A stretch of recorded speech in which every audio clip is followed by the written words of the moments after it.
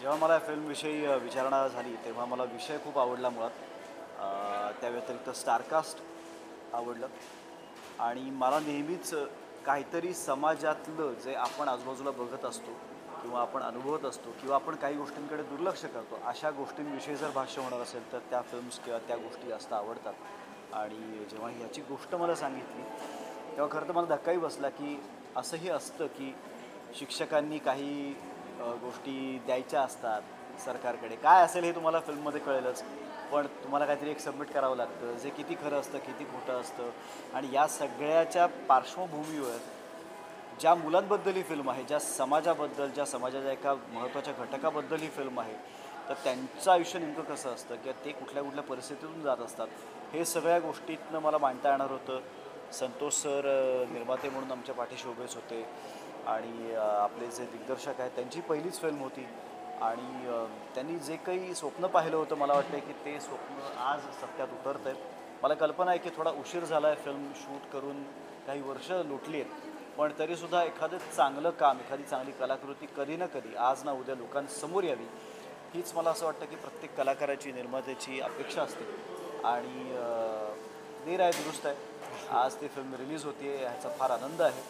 आणि ती मला इकडे अंधेरीतल्या चांगल्या थिएटरला येऊन बघायला मिळतं आहे, त्याहून आणखीन मला वाटतं की काय सुख असेल एका कलाकारासाठी. तर याचे सगळीकडे शोज व्हावेत आणि शोजपेक्षा सुद्धा मला असं वाटतं की हे ज्या ज्या सरकारी डिपार्टमेंट्सपर्यंत पोहोचणं गरजेचं आहे, हा इशू तो पोचणं गरजेचं आहे आणि त्यांचं पाठबळ आणि त्यांचा पाठिंबा आणि त्यांचा आशीर्वाद यांच्या आणि निर्मात्यांच्या पाठीशी असावा, इतकीच मी ईश्वरचरणी प्रार्थना करतो. सर या तू नेहमीच ना तुझ्या सोशल मीडिया पोस्टमधून सिस्टमबद्दल जी काही तुझी नाराजी असते ती व्यक्त करत असतो आणि त्यातून कदाचित ते पॉझिटिव्हली घेऊन काहीतरी चेंजेस होत असतात. हो. तर सेम वे म्हणजे जसं आपलं शिक्षण पद्धती आहे या. यावर भाष्य केलेलं आहे हो. किंवा गरिबांनी Right, किंवा right. प्रत्येकाने का शिक्षण घेतलं पाहिजे यावर Right. भाष्य केलेलं आहे. तर तुझा पर्टिक्युलर या पॉईंट ऑफ व्ह्यू म्हणजे शिक्षणाचा पॉईंट ऑफ व्ह्यू काय? शिक्षणाशिवाय सगळंच अपूर्ण आहे सर. मला असं वाटतं की शिक्षण आलं ना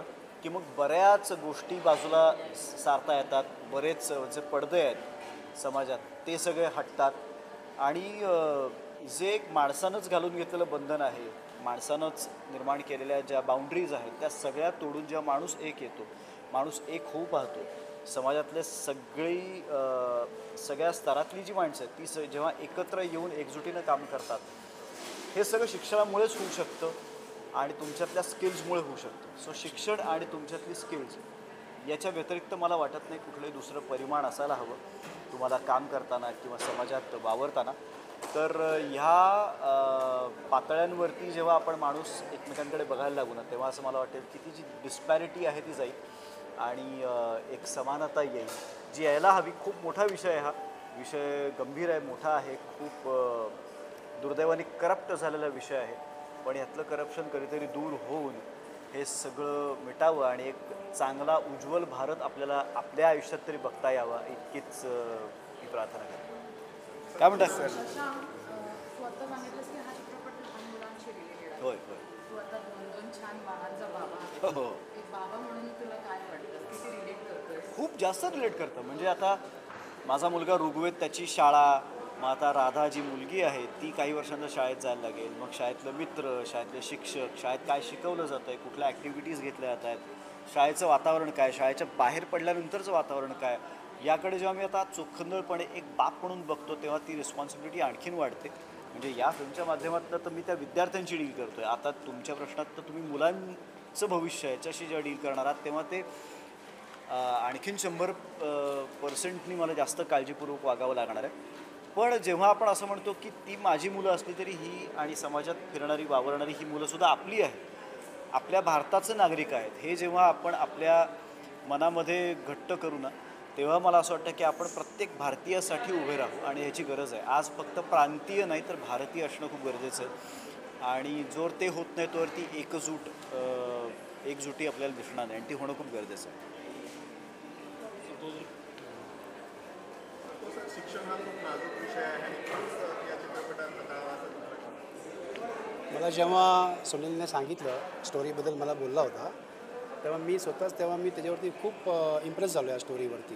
आणि शाळाबाह्य मुलांसाठी आपण बघतोच नेहमी कुठे आपण ढाब्यावरती बरं कुठे रेस्टॉरंटला ओपन रेस्टॉरंट्स असतात तर बरेच अशी लहान मुलं असतात जी छोटू कपडा मार हे कर ते देखील मुलं शाळेपासून वंचित असतात तर आणि ती रिलेट होती शॉर्ट स्टोरी थोडीशी माझी आणि सुनीलची तर ह्याने मला वन लाईन स्टोरी सांगितली मी याला म्हटलं करूयात त्याच्यातून आम्ही करत ती पूर्ण आम्ही बरेचसे आम्हाला प्रॉब्लेम्स पण आले पण आम्ही ही पूर्ण पार पाडली आणि शशांकसारखा आम्हाला एक कलावंत म्हणजे ह्या स्टोरीला ह्या टॉपिकला साजेसा बसणारा म्हणजे हा एकच होता बाकी दुसरा कोणी नव्हता मी एवढंच बोलू शकतो आणि हे डायरेक्टर आहेत नमस्कार माझं नाव सुनीलजी शिंदे या गोष्टीबद्दल सांगायचं असेल तर सगळ्यात महत्त्वाची ज्यावेळी गोष्ट वर्क केली तर या स्टोरीला मला महाराष्ट्र शासनाचं ॲक्च्युली गोष्टीसाठी कथेसाठी बेस्ट रायटरचं पारितोषिक मिळालं होतं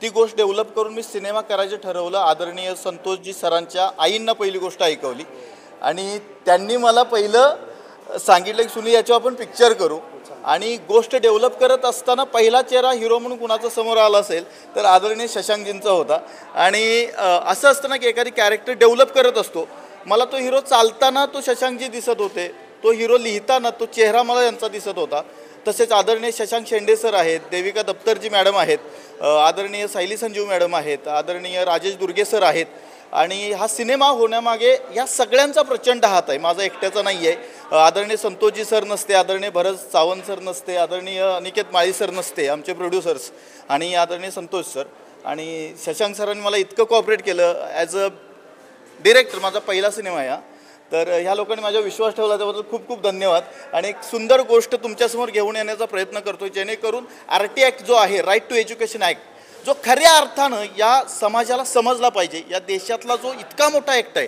जो तळागाळापर्यंत पोचलेला नाही एक बिस्किटचा पुडा दिलं म्हणजे सगळं संपत नाही त्या सिग्नलवरच्या मुलांना तर आपली नैतिक जबाबदारी लोकांना माहिती नाही की RT ॲक्ट काय आहे जर त्या शाळेच्या एरियातल्या शिक्षकांनी तो जर प्रयत्न केला नाही तर फौजदारी गुन्हा होऊ शकतो इतका कठोर ॲक्ट असताना त्या ॲक्टवरती काहीतरी करावं असं आमच्या निर्मात्यांना देखील वाटलं आणि त्यांनी माझ्यावर विश्वास ठेवला त्याबद्दल मी त्यांचं खूप खूप धन्यवाद व्यक्त करतो आदरणीय शशांकजींचं मी खूप खूप धन्यवाद व्यक्त करतो की त्यांनी सपोर्ट केला आणि माझी सर्व टीम या सर्व टीमचा सपोर्ट आम्हाला लाभला तुम्हा सर्वांचं खूप धन्यवाद व्यक्त करतो की तुम्ही आम्हाला सपोर्ट करताय आणि मराठी फिल्म आहे आपल्या भाषेतली आपल्या मातीतली फिल्म आहे तर ही जगभर पोहोचवण्याचा मी निश्चित प्रयत्न करतोय वेगवेगळ्या फेस्टिवल्समधून आम्ही हिला घेऊन जातोय खूप चांगला रिस्पॉन्स मिळतोय तुम्हा रसिक मायबापांना आणि आदरणीय सर्व पत्रकार बंधूंना विनंती आहे की मीही एक पत्रकार या नात्याने तुम्हाला विनंती करतो की तुम्ही आपल्या या फिल्मला सपोर्ट करा एका तुमच्या पत्रकार बंधूची फिल्म आहे या नात्यानं सपोर्ट करा खूप खूप थँक्यू येस मॅडम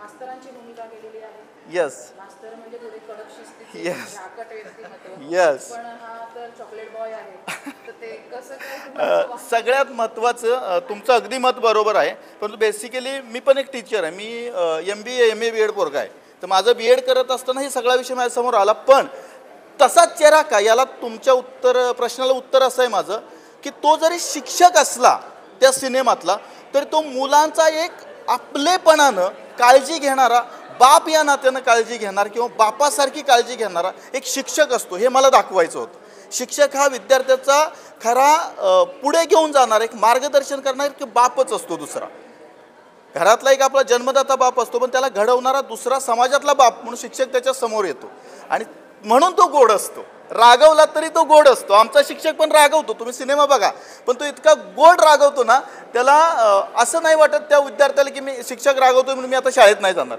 विद्यार्थी परत शाळेत येतो म्हणजे तुम्ही एका दगडात दोन पक्षी मारले येस प्रयत्न केलाय थँक्यू मॅडम